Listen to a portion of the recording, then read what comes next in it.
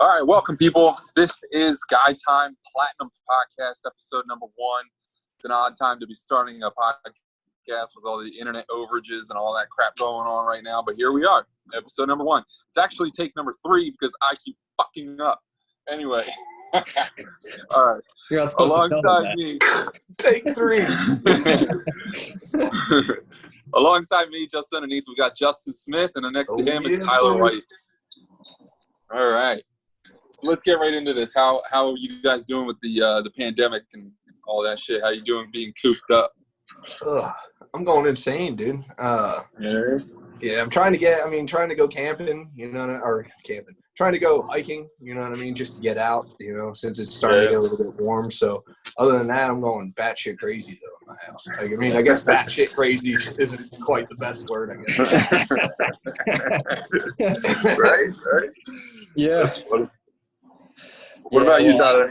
I'm going insane too. I mean, I was already insane to begin with, but I'm just more insane. So I mean, I just go out. I mean, I'm laid off until May, so I'm just kind of going out for drives like every other day. I just go drive like around the night, so just to get out of the house. But yeah, we've had a couple of days of nice, decent weather, so that's always good. But all right, so let's jump right in. We'll start with some of free agency for the NFL. It's the only thing that's kind of still moving along because it's the only sport that's in the would be in the off season.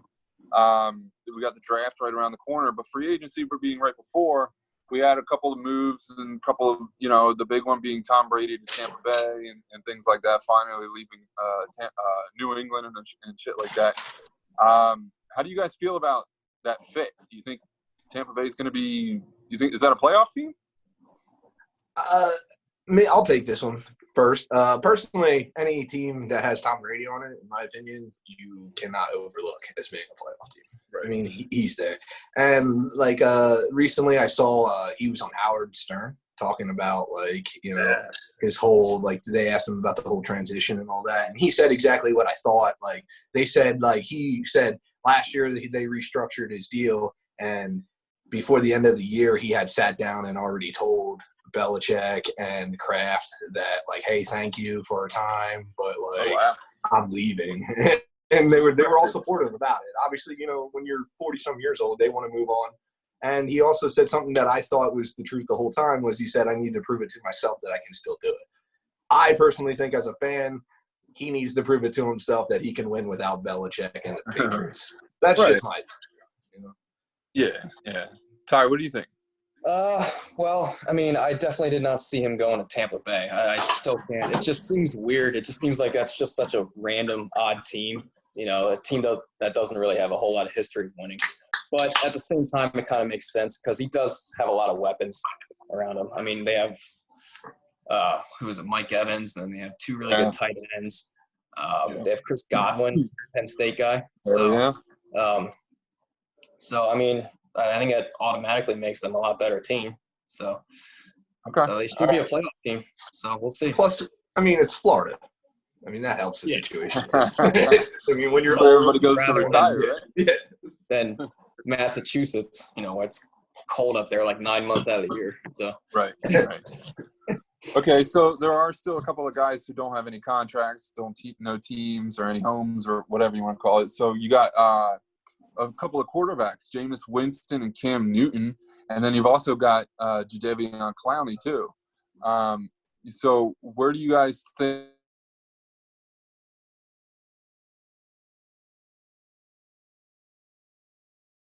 Surprised he hasn't signed with anybody yet. I mean, I just thought that somebody would have picked him up a lot sooner than, because he's still not on a team. But right. I mean, being an Eagles fan, I think he should go to the Eagles. I think the Eagles could use some more defensive line help, despite giving Carson Wentz a concussion and probably ending their season because he was out for the rest of the game. Yeah, but I mean, moving forward, I mean, he would help the team. I mean, because you got Brandon Graham, who's older now. I mean, he's still fairly productive, but he's not what he used to be. Right. And then Derek Barnett on the other side is, he's all right, but he was a first round draft pick. But I don't think he's really played like it. Okay. So I think they need more help on the defensive line. I think he would definitely help them a lot. Okay. Justin. Sorry to cut you off, but something Yeah. else I heard is he's willing to do a 1-year prove-it deal as well. So that makes him even more attractive for any team to take a chance on him. Yeah. He's willing to take that short – and a lot of people aren't, but he's willing to take that short-term deal and prove himself for a bigger contract. Just, do you think Jameis Winston is the starting quarterback? Not at the moment. No. I think he has potential where he I heard a lot of things. People say that Bruce Arians is like the quarterback coach kind of deal, you know what I mean? And if he couldn't fix his problem, then, people don't think that anybody will. But I think he's like one of them guys where potentially he has the talent. So it's just like he needs the perfect situation. So I think a backup role with a potential to like slide in there and maybe, play, that's kind of what I'm thinking, like a backup, a really good backup, Yeah. I mean, I would take him on the Eagles as a backup, you know what I mean? As a fan, I don't mind that, I also saw that Joe Flacco sitting out there too. I don't necessarily mind that as a backup either. So, yeah, I definitely think he's lost his Flacco being. He has lost his starting caliber status as far as the NFL goes. So I think that he's a long time ago. He got LASIK though. He just got LASIK, so he's going to be a lot better. We're talking Jameis Winston, right? Got LASIK. Yeah. Yeah. So now you can see that. I mean, because he seemed to be fairly accurate at hitting hands. It's just the wrong team. So like maybe if he can see the colors, then because I mean, like you think of all the interceptions, but he did have just as many touchdowns. So I mean, that's a lot of touchdowns. Well, I'm not exactly sure what the amount was, but that's still a lot of touchdowns too. That you're overlooking. He had like 5,000 yards too. So yeah, I mean everything's there except for the turnovers. And like the kind of funny thing is you hear that he needed LASIK surgery. I mean, like really, that's his only problem. Like, let's see if he gets that fixed. You never know. Dude. He could, change the scenery is sometimes all people need. Look, a long time ago, I don't know if you guys remember when, San Diego was deciding that they wanted to let Drew Brees go because they didn't think his shoulder was going to hold up and be good. And they got Phillip Rivers, and now look. So, you never know. Change the scenery sometimes helps out. Yeah. Okay, so if I had to pick for Cam Newton, my pick is actually the Chargers in LA. I just think that Eckler being the running back there, starter, and the definite starter there, him being there, it's like the perfect running and receiving type back just for Cam Newton. And I think they have a really, really good defense, and I think that he doesn't have to do too much for the Chargers. So what do you guys think for Cam Newton? I like that. I agree with you. Actually, I think that's, but like he's another guy. Like in my opinion, you're gonna have to go out there and prove yourself all over again. Like you have the capabilities to be that guy, but like the franchise that drafted you just basically said, "Sorry, man." They basically made up an excuse to get rid of you. They were like, "Hey, we're gonna give you the trade option that you wanted," and he was like, "Wait, I didn't even say I wanted to get traded." So I mean, what does that tell you? But I don't know. We'll see. Yeah. He has the talent. I mean, obviously he took Carolina to the Super Bowl, so he has the talent to get you there, and he's a good player. I just think a lot of his problem is his fucking attitude. His attitude is shit. It's horrible. Yeah. I think that has a lot to do with it, truthfully. I think he'd still be in Carolina right now if his attitude wasn't horrible. Just my opinion. And he needs to get rid of some of those outfits that he wears at his press conferences. Oh, my God. Like, what are you doing? They're all tight and stuff, and some of the stuff that he puts like around his head looks like the stuff my grandma wears. Man. Right. And all three, like I'm not even kidding. Like, he's been hit in the head way too many times already. So a big move that also happened so far this offseason is a big trade that went down for the Houston Texans. They traded their star wide receiver Hopkins to the Arizona Cardinals for a running back who is, I don't want to say he's washed up, but he's definitely on the tail end with David Johnson. How do you guys grade that trade for who won that trade? Well, I mean, I'm pretty sure Arizona did. Yeah, I agree. Yeah. But David Johnson is actually younger than most people think. I think he's not. I don't even think he's 30 yet. I think he's like 27. He's only been in the league for like 4 or 5 years, but he's always hurt. Right. And he's got all the talent in the world. So, I mean, he was on my fantasy team last year, and I didn't make the playoffs because of him, because he was hurt all the time. And he was like the top-rated running back in fantasy, or at least like the top 3. I think I picked him number 1 overall. But, so if he can stay healthy, Arizona definitely won that trade. Okay. I would easily agree with you on that one. I kind of think, Bill O'Brien traded away his best receiver for a bag of chips and soda. It's like I like to say.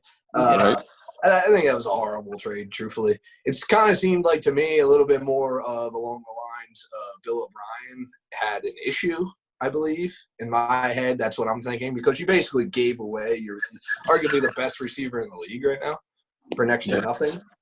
I mean, David Johnson, I would agree. He's definitely not washed up, but he's definitely not worth – basically, it seems like to me that he was like the deciding player, you know what I mean? And a second and a fourth, like, I don't know. I just feel like Hopkins is worth way more than –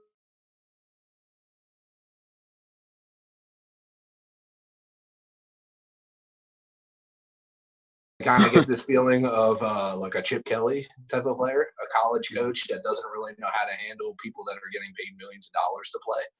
I think he's a guy, his personality comes across every time you hear him in interviews. Like, he's the type of guy that's going to go in the locker room and yell at everybody like they're his son. And you can't do that with NFL players. And I just kind of feel like that's his, like, how he carries himself. And that could be part of the reason why they're going to probably suck next year. And poor J.J. Watt, by the way, he just keeps getting older and older, and they just keep shitting on him completely. Yeah. So is Bill O'Brien the right guy for the job? Because I mean, I'm surprised they gave him so much power to begin with, to be honest with you. Because there's also another trade. Justin, why don't you break that one? You've got the details, right? Yeah.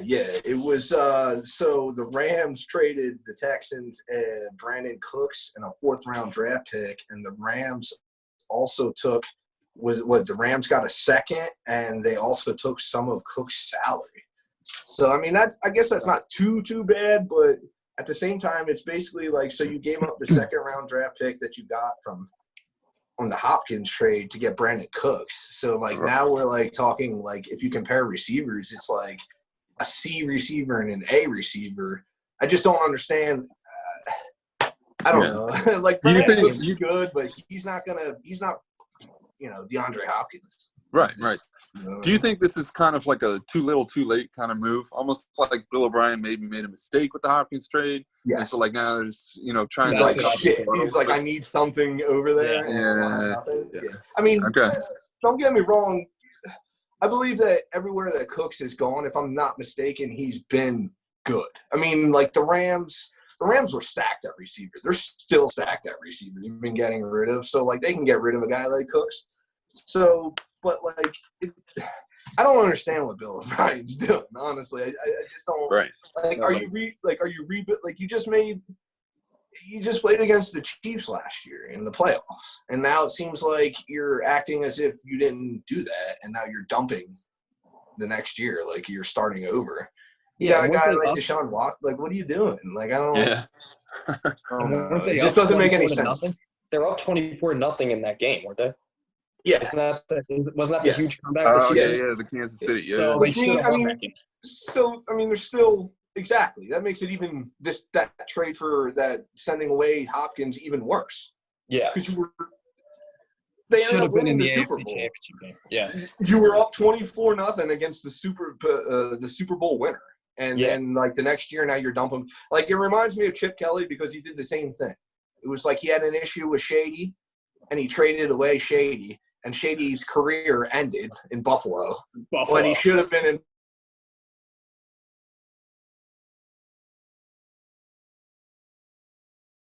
on that team.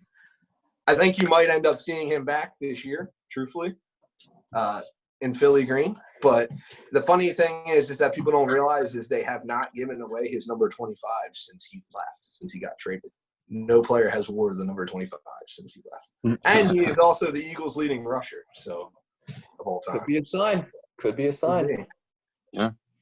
Okay, so like I said before, we have the draft right around the corner, and the NFL offseason is starting to move along. And the president, Mr. Trump, got on with a bunch of different commissioners across all the sports and, tried to talk to them about when a suitable time would be for them to come back. I believe the president is okay with the NFL starting on time, which is good. I mean, that won't be until late August, early September. But as far as the other stuff, what do you guys think? Is there a chance? When will you predict some of the sports coming back? Well, I think. Sorry. Go ahead. I was just gonna say, I think it's pretty easy to predict that the NFL will start on time, just because that's still a few months away. Right. I mean, because we're still basically going on a day-by-day basis, just in life in general. But I mean, I think for baseball, I know they've been talking about doing games in Arizona with no fans, but I don't want to be a pessimist, but I really don't think that's going to happen. I mean, that's kind of too soon. I don't think we've really hit the peak yet in terms of, this whole coronavirus thing. Right. So I don't know. And they've interviewed a handful of players about it. And none of them said they liked the idea. So, I mean, you almost can't make them do it too. So I don't know. I just don't think that will be, I mean, I think June is possible, but I think May is a little too soon. Okay. Realistically, I think I agree with you, but I do honestly like the idea of what I keep hearing about this realignment. And actually, like, I had heard Arizona originally, but now what I'm hearing is that Arizona and Florida, and they're going to split instead of the AL and the NL. They're going to so like basically all the teams that play in Florida for spring training, they're all going to be in like divisions and all that. And then the teams that play in Arizona, they're all going to be in a division. So I don't know. I think it's going to happen. I think it's realistic that it'll probably end up being that way, because it kind of seems like they're trying to push sports to come back a little bit. Like having like a meeting with all the commissioners and then the president, like that's in your head. Like you're clearly thinking about trying to get this as soon as possible. And like, I know that players don't like it, but like at the same token, it's like you're getting paid to do your job. You know what I mean? Like nobody likes to go to the hospital as a nurse and have to go there every day, but yet they do it because they get paid and they have to do their job. So like, I think they need to just suck it up and do it. If like the testing is there, and like obviously you got to watch out for your own personal health and all that. But I heard that they were going to start with empty stands, and they were going to have like testing and all that kind of stuff. So as long as I think you take the precautions, I think I'm all for it. I don't know, like as far as like the NBA and the NHL, I know, Tyler, you had said like the NHL is thinking about just ending the season. I haven't heard much about NBA. The last I heard, they were talking about Vegas having like a tournament style, but I haven't heard anything since then. So I don't know. I'd really hate the NHL to like end that way, especially with the Flyers. Like I said, like us going to the Flyers game, like before they closed everything down, like this team was a potential Stanley Cup team. Like people were saying that, like analysts were saying that on TV. Like they have the goaltending, they have the all around good play, like, and they were on fire too, which helped the situation too. They were arguably one of the best teams in the NHL. So it's kind of sad if it ends like. Yeah, they were getting hot at the right time, that's for sure. So, but it sucks. It sucks for any team that's basketball, hockey, any team, even baseball, that thought that they were in contention for the playoffs or even in contention to win it all, to kind of have to be pretty much put on the bench. I mean, everybody is, but at the same time, if you felt like you're about to have a good season or a good ending to your season, and for it to all be shut down, it does suck. So, I also heard, touching on that subject too, the Rudy Gobert, the guy that basically was the reason why pretty much all sports got shut down. Him and Donovan Mitchell are really having a pretty big beef with each other to the point where, like, I'm hearing like they might be trying to trade one of those guys. Like, because Donovan Mitchell wants no parts of this guy at all, and I guess they're the two stars. I don't know NBA that much, but for Utah.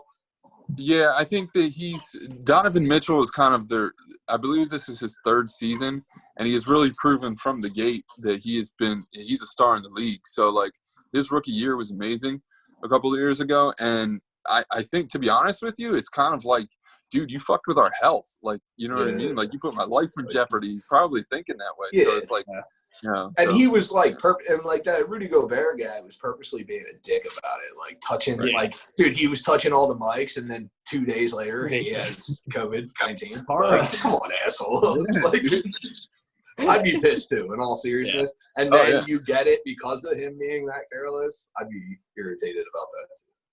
Right. All right, gentlemen, what are we drinking right now?